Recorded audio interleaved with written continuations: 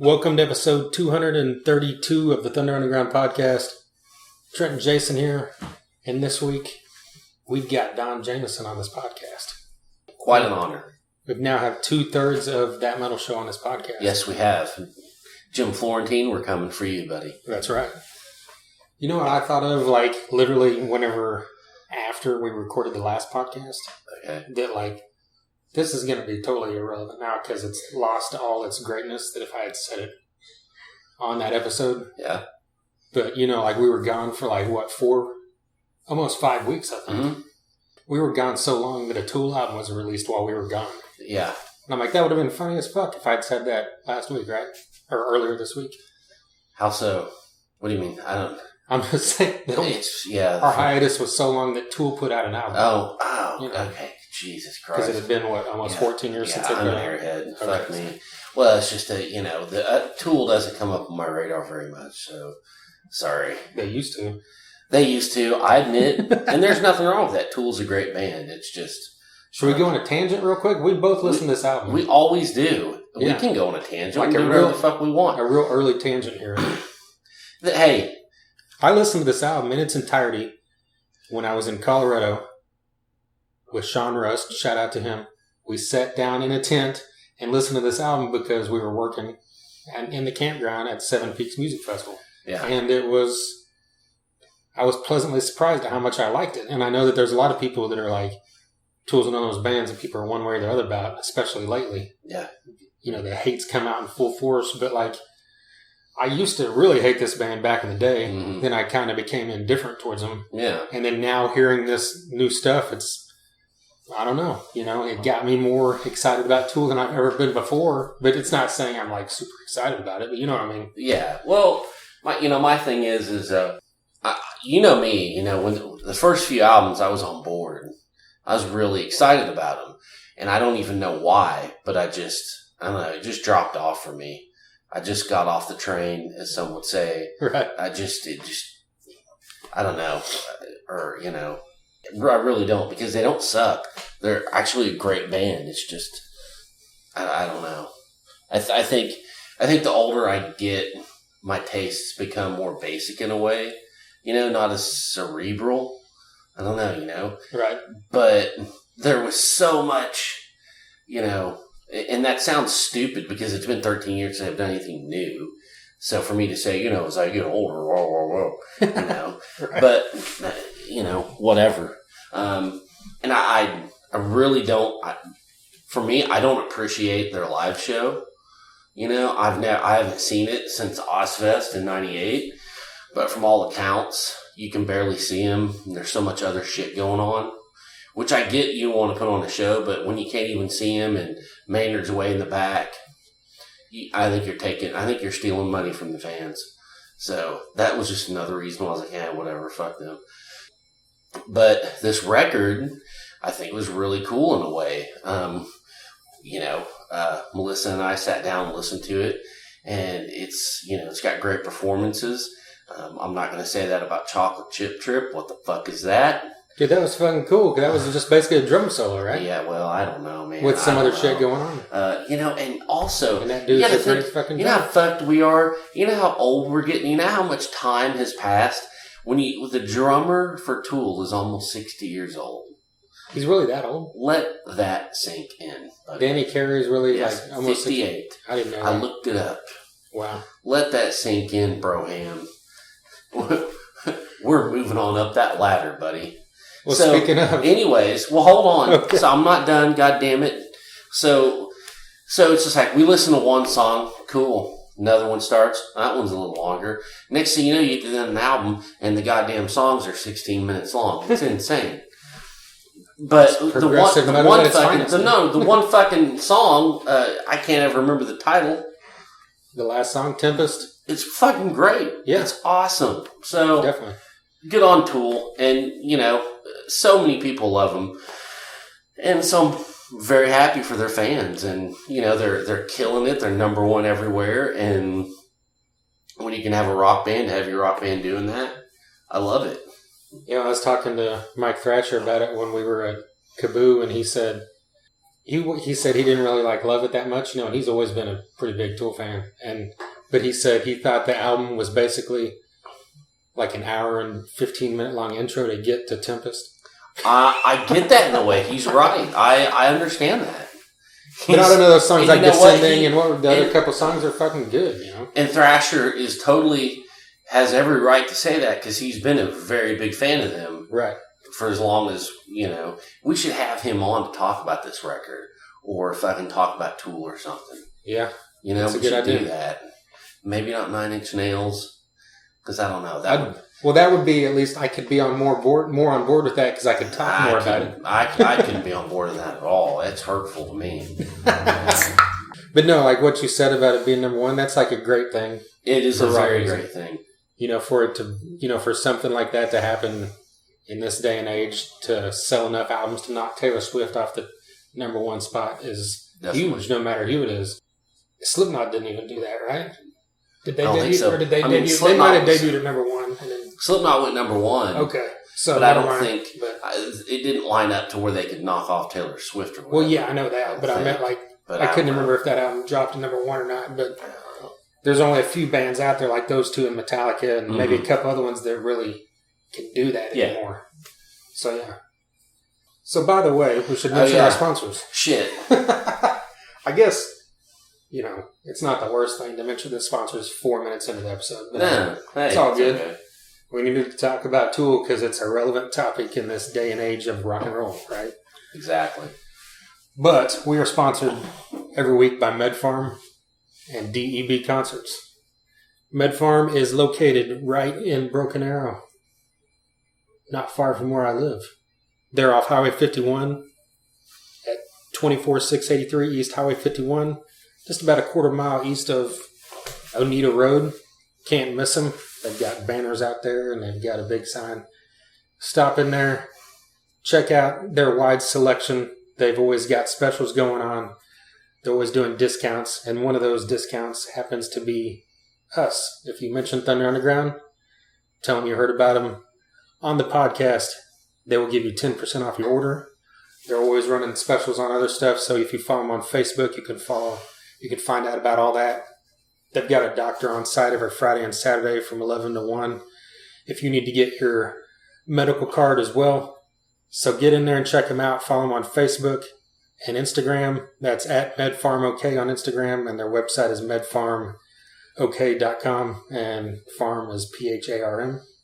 And 30% of their proceeds are going to help build no-kill animal shelters in the Oklahoma area, which is a huge thing. That is amazing. Yes, so big shout out to them for that. Rescue your animals. That's right. I did mine. Yeah, they're always, if you follow them on Facebook, that's another thing. They're always posting dogs that are up for adoption as well. So exactly. Give them a like and a follow. Tell them we sent you. DEB Concerts is a concert promoter based here in Tulsa, Oklahoma. And they are always bringing some kick-ass rock bands to the Ideal Ballroom.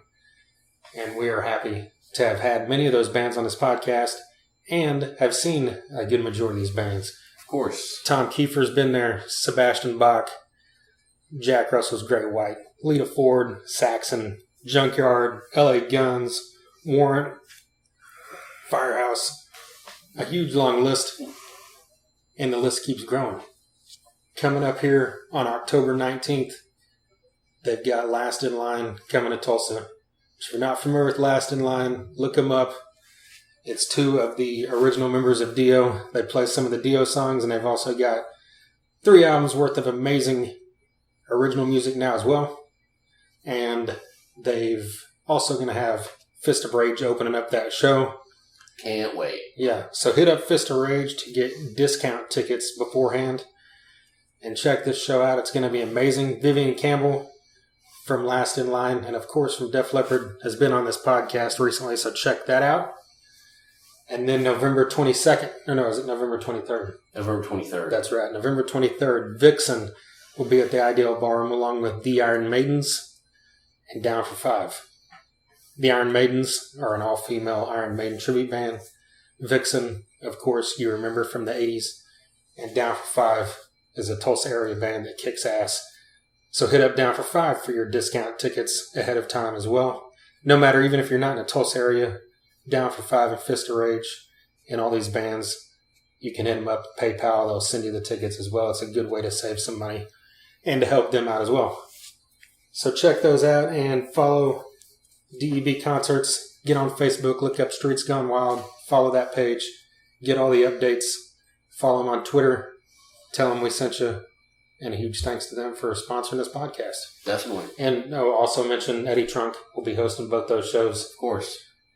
And they're both, of course, at the Ideal Bar. Hell yes. All right, before we get into the rest of this, let's play some music. Definitely. I'm excited about this one. Yes. This song is a killer. This is.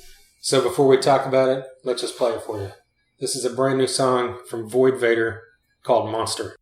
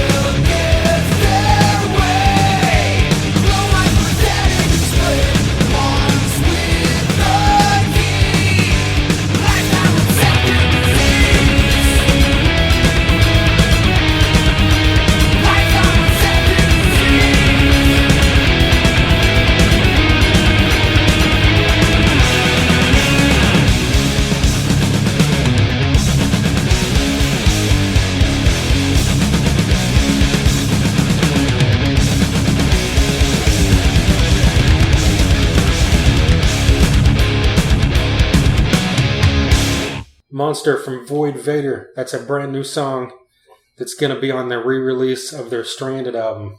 The Stranded EP came out earlier this year with 6 tracks. They have remastered and remixed this thing. And it's going to be re-released by Ripple Music as a full-length LP with a couple new songs, including that song you just heard, on November 22nd. You can get this thing as a vinyl, as a CD, as a digipack. And of course, you can download and stream as well, everywhere that you can do that. And hey, maybe even a cassette for you. Oh my God, I love a cassette. That would be amazing. We need to hit up Eric Kluber and ask him if there's going to be a cassette. Maybe he'll make one just for me. That doesn't make any sense. I would love the vinyl, though. I will order a vinyl for sure.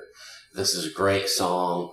It's a kick in the dick. I mean, just right out of the gate. The thing that stuck out to me, I mean, I love the whole song, don't get me wrong. The thing that stuck out to me was a little breakdown right before it gets into the solo. I thought that was super rad. Yeah. Really dug the song through. Yeah. These guys can't do anything wrong. Yeah. In fact, I think Eric Kluber can't do anything wrong because all his bands that we've played on this podcast have always been great. That's right. And Void Vader We gotta see him in person. We've gotten close. They've come to Oklahoma City a couple times in the past year and a half. I think it's like I was sick as fuck, or you were sick as fuck, or it was super cold, or something. I can't fucking remember. You were really sick the last time we were going to try to go to Oklahoma City, but it was. But we're going to make it happen eventually. Yes. So yeah, like I said, you can hear the full Stranded EP right now. It's on all the streaming outlets like Spotify and everything. Monster, I think, has been released on there, and then this re-release of Stranded with a couple new songs will come out November 22nd. So give Void Vader a follow, give him a like on all the socials, so you don't miss this. And speaking of Eric Kluber, he's been on this podcast twice. Yeah, that's right. And both those are very cool. So go back and look those up. All right, is there anything we need to talk about before we talk about Zach Sabbath and Don Jamieson? I think we need to just get into it. All right. Yeah. Zach Sabbath came to the Canes Ballroom back towards the end of August. And I was not there, but you were. Yes, sir. I have seen Zach Sabbath twice now. And it's a fantastic fucking show. Mm-hmm. Well, 3 times if you count Zach Wild at Generation X. But I'm not going to get into that rant again. I mean, this is just Zach Sabbath. Yeah. Yeah.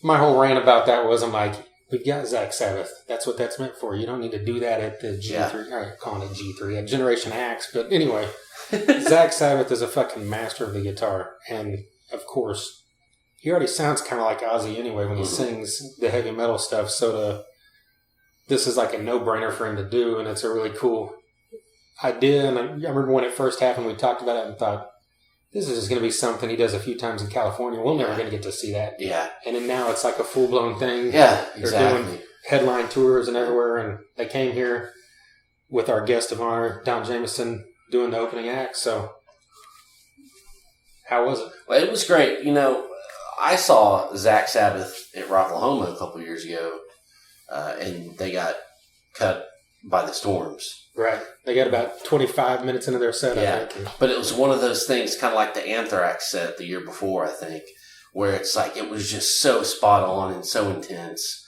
anyways. But this was next level. I mean, they played National Acrobat, for fuck's sake, Snowblind. Yeah. I saw that set list. Jesus Christ. I should have brought up the set list. I'm slipping. They did deep cut after deep cut. Supernaut, yeah, exactly. It was such a treat. He went out in the crowd like 3 fucking times. It was just insane. The guy's like a machine. He doesn't, I don't know. The guy's 50. He just doesn't stop. Or however the fuck old he is. And it's flawless. There's no mistakes. Yeah, it's unbelievable. It's like you just go and you do it. It's like you don't think about it. You just barrel through and it happens. It's just second nature to him. Yeah, and it's fast, it's accurate, and it's always on the fucking point. And this is no different. And it was just, if Zach Sabbath comes to your town, you got to go see it. the set list alone is shit that Sabbath never did or did rarely. A lot of it is. So, you can take solace in that. Right. I mean, it's just, it's fucking great. Yeah, I remember whenever I saw him open for Clutch a couple years ago, they played Supernaut on that set, and that was a shorter set, and I was like, that blew my mind. That was always one of my favorite Sabbath songs, so that was fucking cool. And, he's got a great trio of two other guys in this band that really round it out and do these songs definite justice. Yeah. Tomorrow's Dream. Oh, right. Fuck, dude. I almost had Tomorrow's World on some Ugly Kid Joe trip. I wish Zakk Wylde would do a Menace to Sobriety. He could do a Ugly Kid Joe cover band, call it Menace to Sobriety. Yeah, it would be amazing. It would. But as much as I love Zakk Wylde, he's in my top 5 artists and musicians of all time. He couldn't pull off Whitfield Crane. He can pull off Ozzy, but he could not. Sorry to anyone out there, but that's a fucking fact. Okay. Now that is just another tangent. That's a tangent for hell. Okay. Tangent as fuck. All right. So let's talk about Don Jamieson. I got the opportunity to see him when he opened for Faster Pussycat at the Ideal Ballroom, which was a DEB concert, by the way. Yeah. Shameless plug for our sponsor. Nice. And that was probably early last year sometime. And it's really cool because, I knew because I'd seen some of his stuff on YouTube as well that he and his comedy set when he's doing the rock shows like that, obviously he tailors it to that audience, which is already, his audience is already that audience anyway. But he tailors the jokes to the rock and metal world. Yeah. So I assume at the Zach Sabbath show is the same way, right? Definitely. He knows who he's standing in front of, and he definitely has the rock jokes. He has the metal stories, and that's what you get when you see him open for these bands. And Don he's opened for Pop Evil, for Anvil. Oh, I didn't know that he opened for Pop Evil. Yeah, he's on a thing now with Nashville Pussy. That's right. And he's doing this Zach Sabbath thing, and he's done Faster Pussycat. And I think it's a really cool niche he's carving out. Excuse me. So, and he has the right act for this, and people love him, and he gets people laughing. And the thing is, besides just the act, he has the cred because everybody already loved him from that metal show. That metal show. Yeah. And so he gets everyone good and greased up for the show. He really does. Yeah. And he was a great guy to talk to. I will say, at full disclosure, this is the first time I've ever done anything like this by myself. That's right. And I was pretty nervous, I'm not going to lie. And, he was great. It didn't matter. I'd had my notes ready and everything, and for just some fucking reason, probably in just my, of it all, I totally forgot to ask him about that Jamieson show on Compound Media. Oh, right. Go look that up on YouTube, on the internet. And he's got a show that is a lot like that metal show. It's just like a web series, and he's got guests every week, and you need to check that out. So I have to give that a plug since I just totally zoned out on mentioning it to him and asking him about it. But we talk about, constructing jokes. We talk about, the different crowds he has to play to, and just, just talk about bands. So it was a really cool discussion. All right, well, let's get into it. All right, here's Don Jamieson.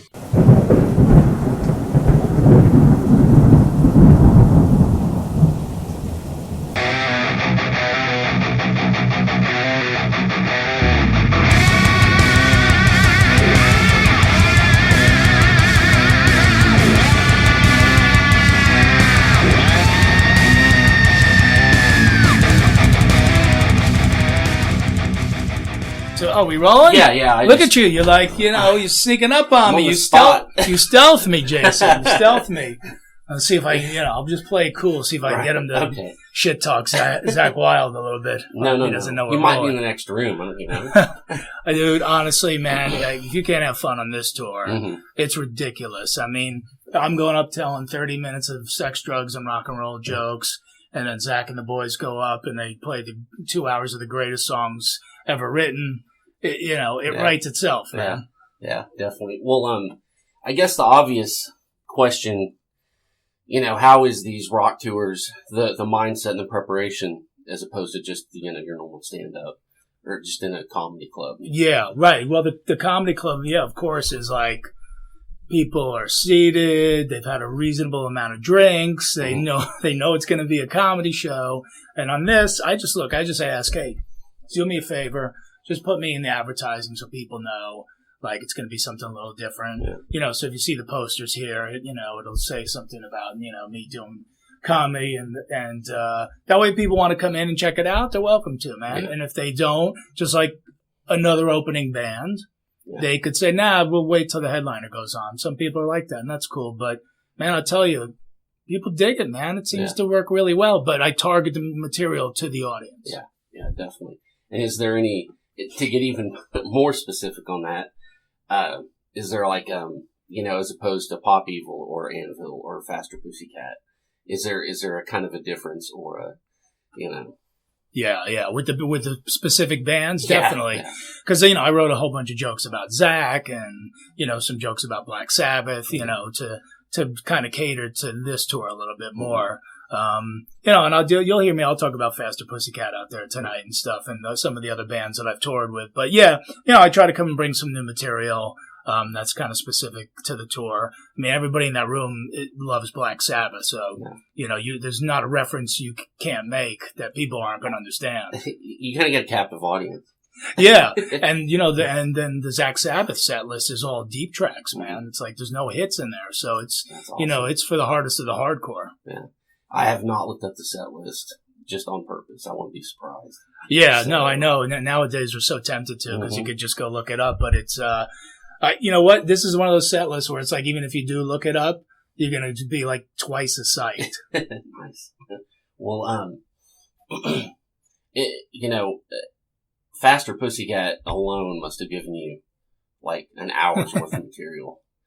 But I don't know. I mean, I don't know. Pay me sober now, so maybe not. Yeah, no, but it's better that way, for him, He's definitely doing, really well. He's happy. He's singing great. There's still plenty of material always. Anytime you're on a bus with 11 or 12 people, there's comedy.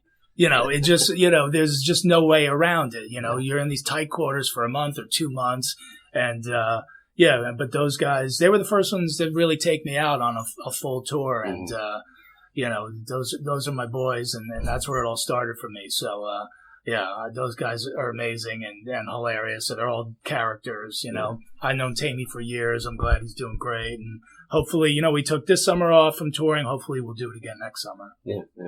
Well, is that kind of like a market you like to corner, or is there more room for comedians to open these rock shows? Oh, dude, I want, to me, that's the whole idea of doing it. Like you mentioned Pop Evil, when I was out with them in January and February, Jim Brewer was out with Metallica at the same time, and Larry the Cable Guy was out opening for Styx, which is I did not. Totally nuts, right? I know that. Yeah. That's a party. I'd go see that. Mr. Roboto and Get Her Done. Yeah. So it's, comics are experimenting more with doing it, and the audiences are more accepting of it. So, my buddy Dean Del Rey out of Los Angeles, he opened for Alice in Chains for a bit. My buddy Craig Gass opens for bands. So there's a small handful of us who do it. Florentine does it. But I just think it's a perfect combination for me because it's the music that I love. Yeah. I've been a fan of Zach since before '87 when he joined Ozzy. He was a Jersey guy. He was, the hotshot guitar player in New Jersey when we were coming up, and here we are years later and, we're touring together. Yeah, that's great. It's like a full circle kind of thing. Shifting to stand up for a minute. When do you know an idea is ready for the stage, and then when do you work it out to the point where, okay, this has to be, in the set for sure? That kind of formation. Yeah, I think you just got to go with your instinct and go, this is funny on paper, and then as soon as you start saying it on stage for the first time, when you get about 3 words in, you'll know, all right, this is gonna tank. I'm going to have to work on this one. But, you try to bully through it. I try to give things at least, like 3 or 4 shots before I give up on it. I try to write a lot of material. So, I'm not going to hang on to something for too long.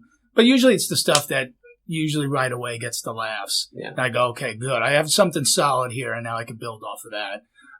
But there's some things that I'm just like, I'm going to make this work. Yeah. F the audience. I'm going to make this bit work, So, I'm just out of stubbornness. I'll stick with something for a while. So that's the way it definitely works if they're laughing right off the bat. Yeah.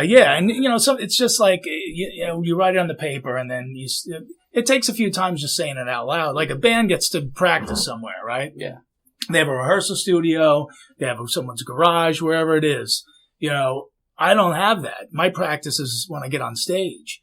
That's, I can't stand in front of my mirror with my hairbrush. Yeah. And talking to the brush and pretend I'm in a comedy club because I'm not getting any feedback from the mirror or the lamp or the chair in the room. You have a gauge. Yeah. So you just go out, like I said, man, you just go out and you give it a shot and try to squeeze it between two things that works. Yeah. That way if it bombs, you can go, but anyway, so, kind of like a band doing a new song. Right. Making that sticking bread line in between right. She-Wolf and God, I don't know.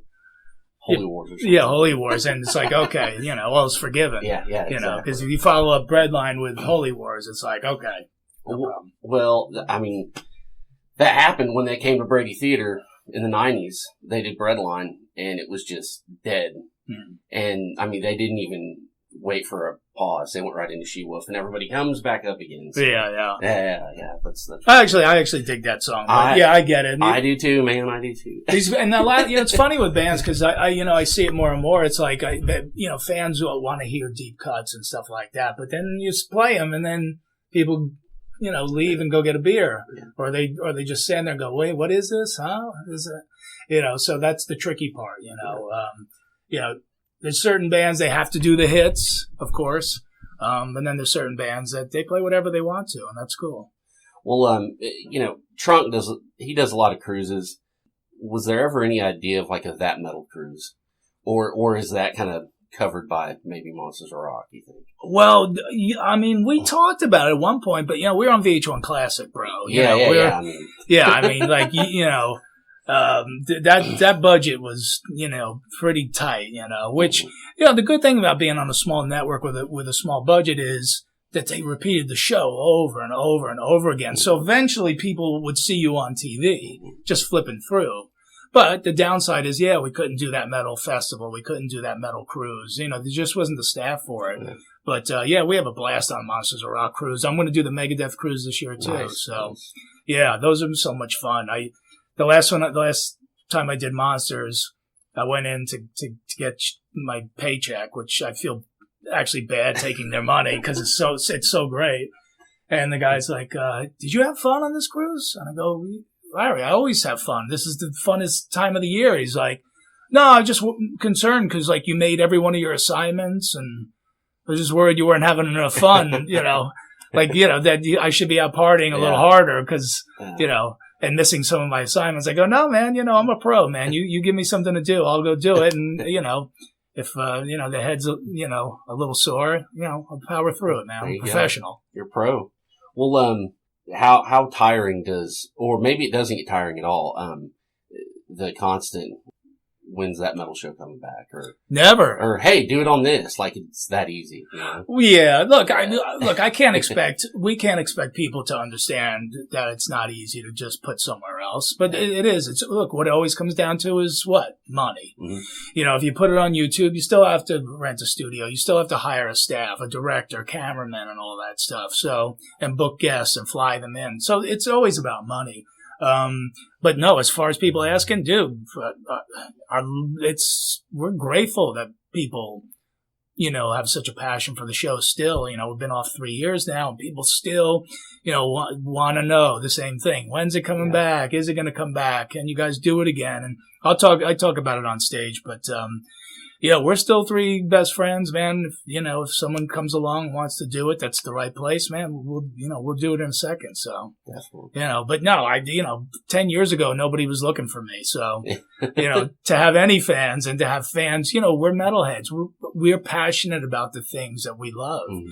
and you never want to let those things go. We hold on to our bands and our musicians and our albums that we love, like for dear life, So that's the same, passion that people have had for that metal show. So if it's not us, I hope it's somebody else. Maybe it's you and your two buddies or whoever, but let's not wait like between Headbangers Ball and that metal show was like 20 years or something, or 15 years. Like, let's not have that much time again before we can help promote these bands. Yeah, that's a great point. When that metal show came along, it was just ate up so hard because we didn't have anything for so long. And it was great. And that's what I told the guys. I go, listen, if we can make the show successful, hopefully it will spawn other shows. And, so we got to make this show as good as it can be, because if, we end up having competition, we still want to be the best one out there. So that's what we always strive to do, man. We're just like, the best thing you could do to make the show good is let's just be ourselves. Just like we're sitting on some road cases backstage, just like what you and I are doing right now, and just be passionate about it and have fun and make it a hang. It's not an interview show. It's just a hang with your favorite rock star, and, and we'll have fun with it, and that's, I think people, they clung on to that.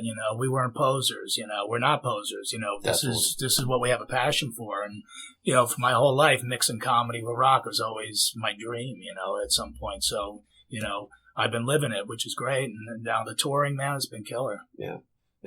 Well, speaking of, passion, we're metalheads. A lot of these guys are getting a little older. And I mean, who do you think are the next headliners? Well, look, man, right now we're on the verge of a rock revolution, Greta Van Fleet opened up a lane. And everyone's jumping into it, man.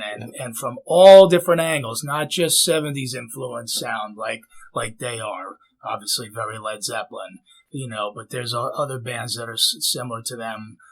Them Evils, out of Orange County, California, who are a great young rock band. And you got the guys who are doing more thrash stuff like, Archer Nation and, Alien Weaponry and Power Trip, and you got the alternative metal bands like Fever 333 and Code Orange. So there's just like this huge lane that all these rock bands are driving down.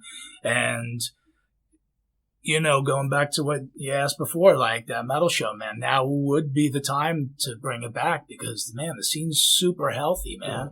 Crowbot, King. I mean, there's a ton of bands out there kicking it, man. Yeah. There's a lot of stuff to cover that you could have covered, Yeah. And, Greta Van Fleet, say what you want, because I'm not the biggest, but they did open that lane, like you said. That's exactly it. You gotta, and people complain about them sounding like Led Zeppelin. Mm-hmm. Now, to me, I don't think maybe the songs are quite there yet, but I'm excited to see where these guys go. And I'm obviously excited for what they've done for the scene. But the thing is, where did Led Zeppelin's first two albums come from? They copied the stuff from someone else. So old Delta Blues. And you can't get mad at you can't get mad at Greta for copying them when they copied who came before they did. Yeah, and just to keep with the metal geek stuff, Metallica. How long do you think they can keep up that intensity? That they're known for. Well, I think with them, they've had longevity because they've experimented, right? So I think that's probably the key to what they do, So, the next album, I'm not saying, they would do another album with like a Lou Reed or something, but, maybe they go back to the Black Album sound or the Load or Reload era, or maybe they try something else different, So I think that's what's kept them going, and I don't see them stopping anytime soon. As long as they keep true to the hardcore fans, which they have with the last couple albums and kept it really thrashy. I could see them going definitely another 10 years. Yeah. I mean, the album cycles are like 2 or 3 years long. Anyway, so that's only another like 3 albums or so. So, I don't see them slowing down. They seem to like touring. They can do it at their convenience. They do 2 weeks of shows and they go home for 2 weeks and see their families and they go back out.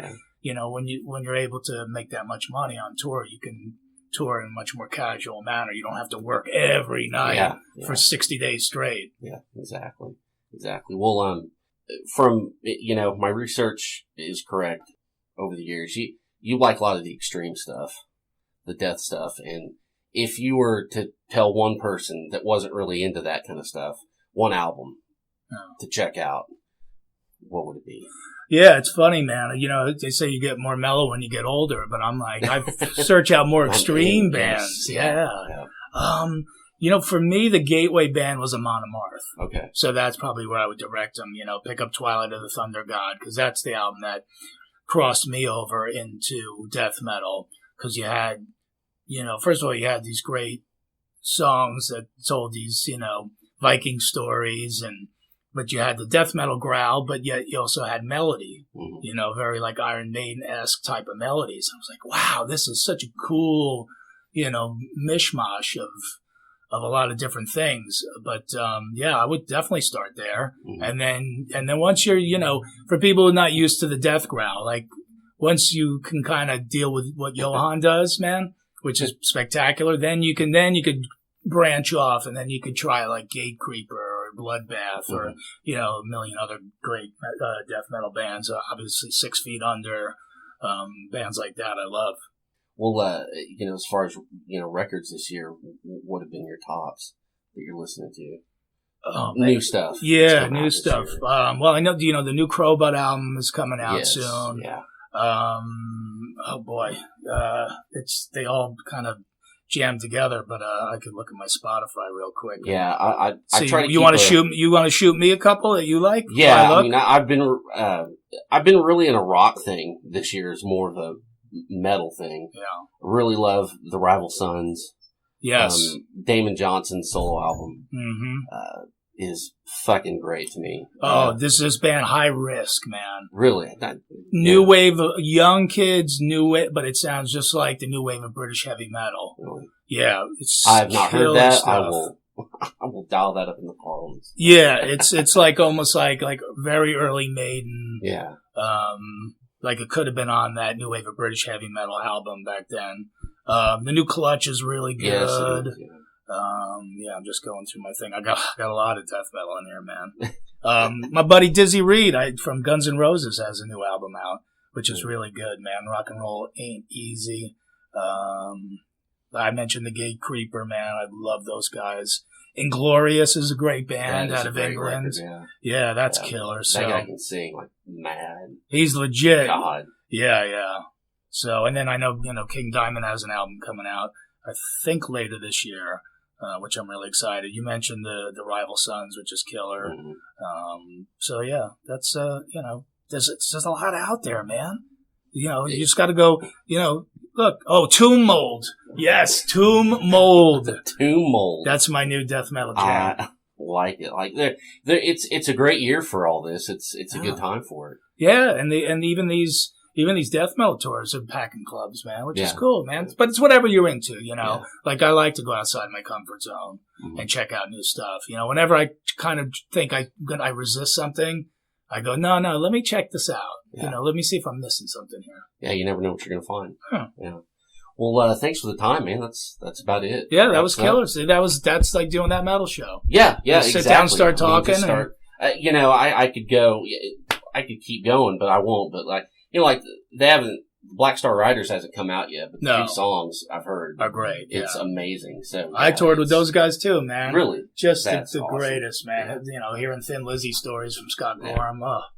Yeah, amazing. We had Damon on twice, and he's like the nicest fucking guy in the world. Terrific. He was still with him at the time. Yeah. So, but no, I appreciate your time. Yeah. Thanks. There you go, Don Jamieson. A huge thank you to Jeff Keller of the Artery Foundation, and of course, huge thank you to Don Jamieson for taking the time out of his evening to talk to Jason. Definitely. It was a good time.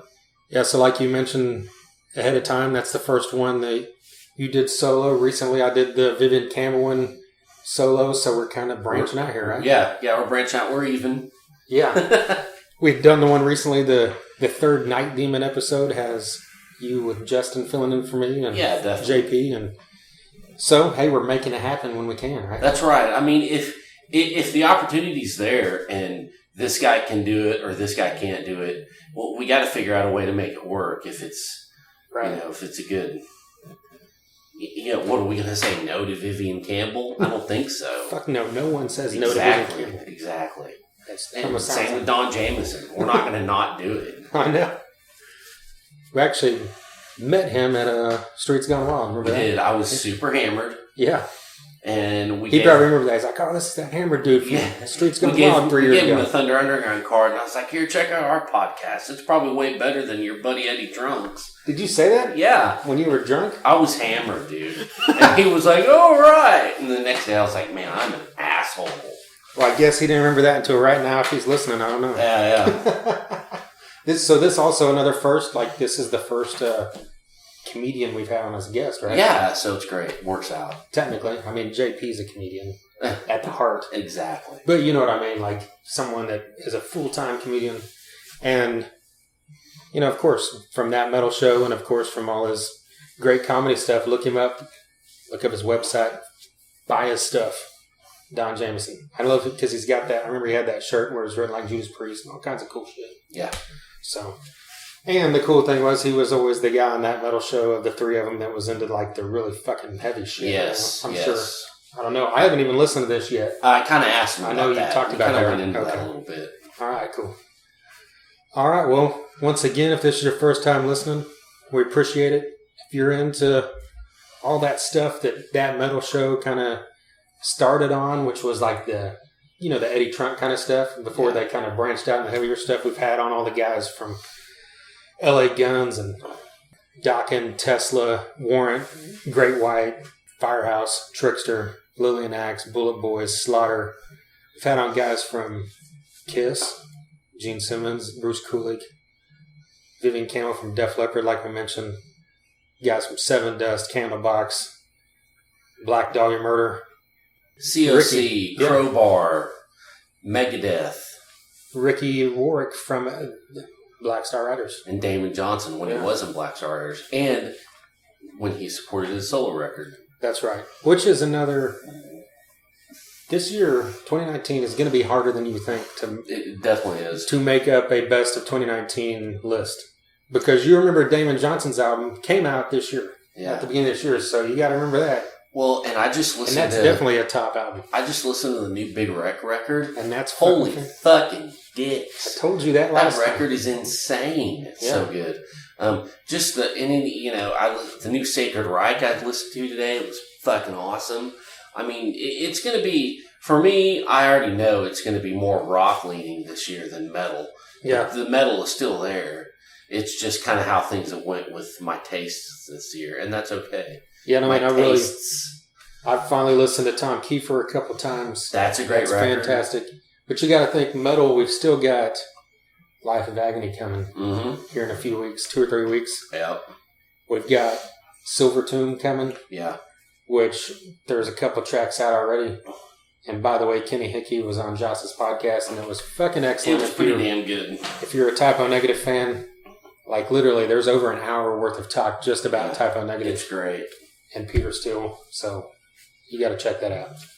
But yeah, all that stuff, all our previous episodes, SoundCloud.com/Thunder-Underground, iTunes, Google Music, all the places you can find podcasts except for Spotify because they're dicks. Also check us out on YouTube. We've got some of our podcasts up on there as well as a lot of video reviews. We now have a video review for the brand new album from Steel Panther called Heavy Metal Rules, which is coming out tomorrow. The video will be up today. If you're listening to this the day this podcast drops. So check that out. It's a cool album if you like Steel Panther. And then, yeah, that's about it. Follow us on all the socials, Facebook, Instagram, Twitter. Get on our website, thethunderunderground.com. You can find everything there. And until next time. Thunder Underground, y'all.